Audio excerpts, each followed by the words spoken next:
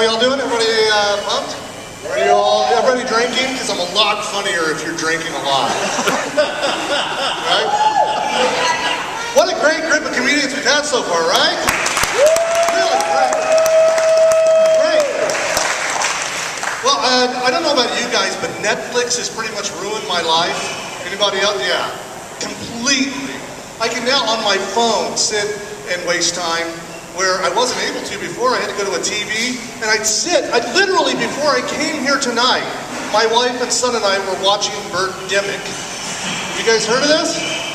Oh, watch it, because there's no way I can describe this film. It's a beautiful amalgamation of bad acting and green screen and bad computer effects.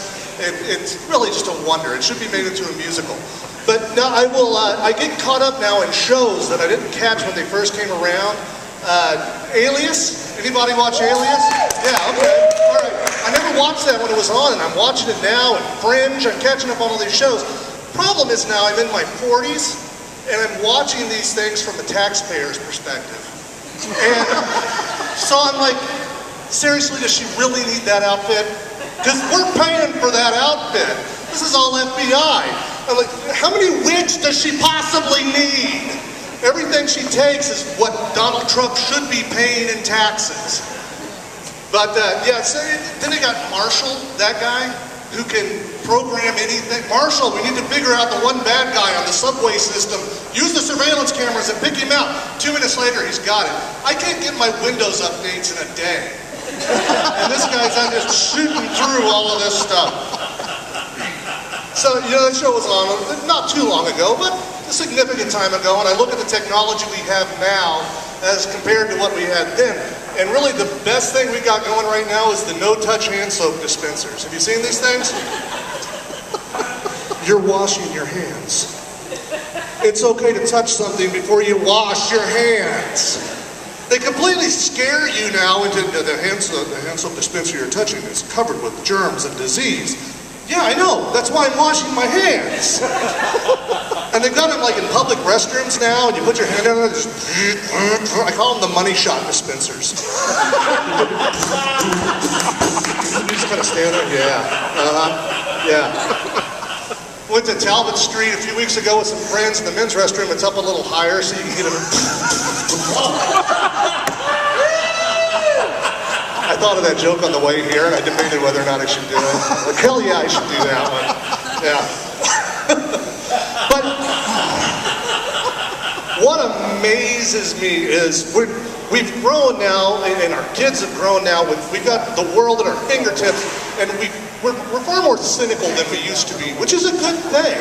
We catch on when movies and TV shows do this product placement, and we just won't stand for it. I won't stand for that. That's just, but no-touch hand soap dispensers, yeah, that's a good thing. I need that because there's germs on the soap dispensers. And then we move on into other things. Facebook, for instance, they put ads in the margin targeted to us, and I'm appalled. They're using my information to target ads to me. And oh look, the Geico Gecko, I'm going to make that my profile picture. And then I'm going to go out, I'm going to buy a T-shirt with Flo from Progressive on it. And it's all car insurance themed now.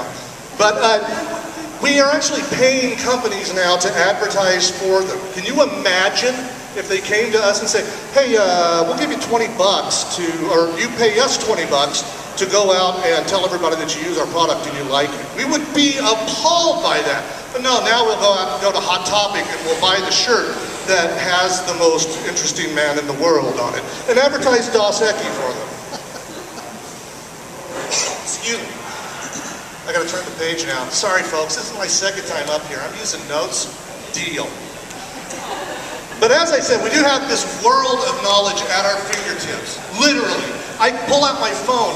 I have more information on my phone at my fingertips than is in any library in the world. And what do we do with it? We masturbate and share pictures of our cats. The human race. We have not advanced from the Romans at all. It's all about entertaining ourselves. Let's entertain, let's entertain, let's entertain. The other side of the internet, the darker side that I really wasn't aware of, is dating. And it's because I'm 41 and I've been married for 18 years. And my office mate, she's 10 years younger than me. She's single and she's dating, and it's this Orwellian dystopia of just awful lies and self-pictures, you know? Duck facing all over the place. It's a horror show. She tells me, I'm like, good God, my wife could cheat on me. I will never divorce her because I'm not going out there. Good God. It just sounds like a nightmare. And so she's telling, and I'm thinking, all I think this entire time is, if Google had existed when my wife and I first started dating, it never would have happened. God, no. I mean, there's stuff you hide when you first meet somebody, right? There's stuff you keep buried deep.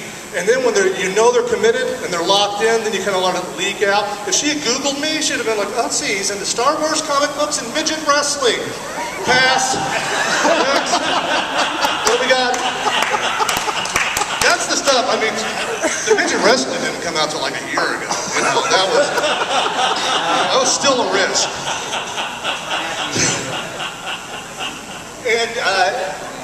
And you look out in the what's happening in the world, and I'm an old man, the kids today, but there is certainly more information being thrown out by kids because there's a total lack of concept of consequence. And so, it seems perfectly acceptable to a kid to videotape he and his friends gang raping a girl who's passed out at a party. And by the way, whenever that happens and the media gets a hold of that, that's when I'm at my absolute angriest, because the first thing they want to point out is that, well, the girl was underage and she had been drinking and she was wearing a miniskirt at the time. And if you're a guy videotaping you and your friends doing that, you have far more problems than a girl who is drinking underage. I mean, who here drank alcohol in high school? Hands up. If your hand is not up, you're a liar. You're a dirty liar. And so here we are now, and that's just what happens when you get older.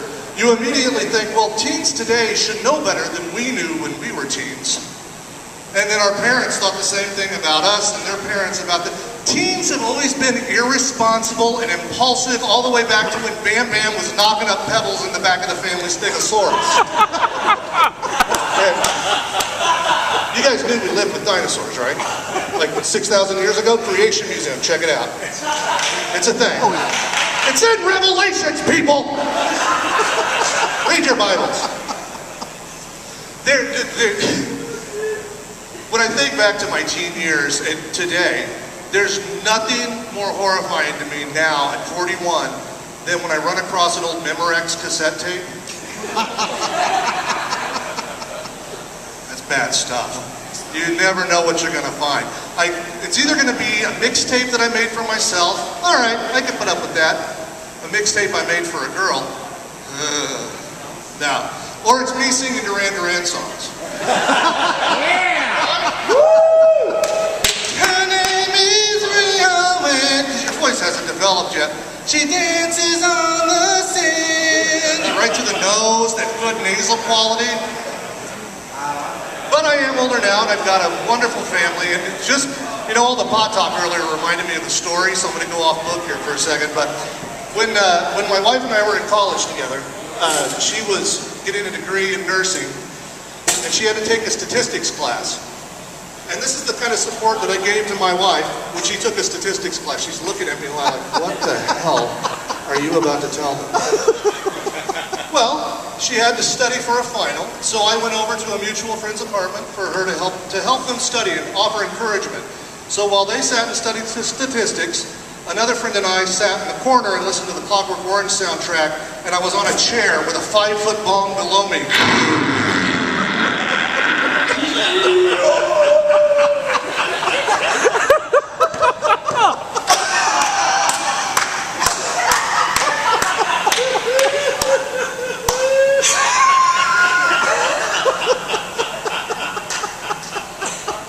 Good job, honey. So that's a supportive kind of husband I am, really. And, see, I went off book now, I don't know where the hell I am. No, we do have I'm going to look. Yeah, okay, so here's the thing. My wife and son, beautiful wife, wonderful son. they have what's called misophonia. Anybody heard of this? Now, it's not a severe case, but they do definitely have this. Misophonia is basically you're very sensitive to sounds. In particular, breathing and chewing. So essentially, two things that I have to do to survive can send them into a rage.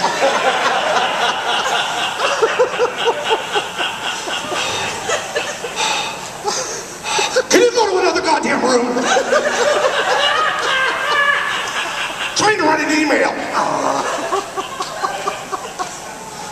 We've got, my wife, my son, we've got two beautiful St. Bernard dogs. Wonderful, they're both rescues. Homer and Scarlet, full names, Homer J. Pollock Dinwiddie Patang Patang Ole Biscuit Barrel III, and Miss Scarlet Penny Feather, and she solves mysteries because she's a British spinster. Two wonderful dogs. The problem with having two dogs like this is the affections that you kind of sacrifice to these two dogs.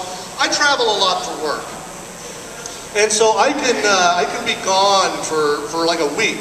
And I come home and I walk through the door to the bosom of my family, and my wife says, the air conditioner needs the filter changed.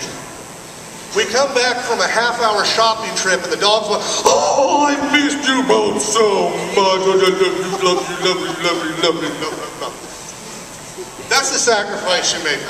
I'm dead tonight, just by the way. Probably shouldn't have told you. Yeah, I'm pretty much done. Should probably stop here, right? Okay. I think I am going to stop here. Thank you guys very much. Thank you for coming out.